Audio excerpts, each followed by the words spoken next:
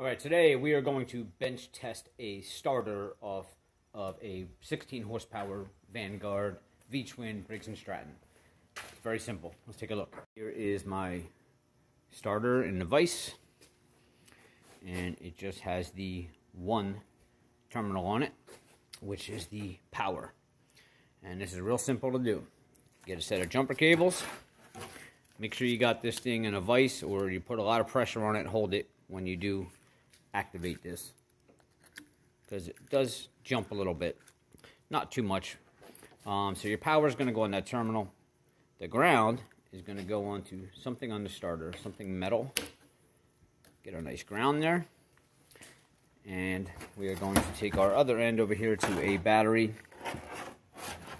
And black is to negative, and red is to plus the positive.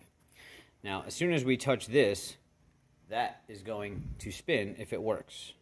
And here we go. There may be a little spark. See? Do it again. It's spinning. You touch it again.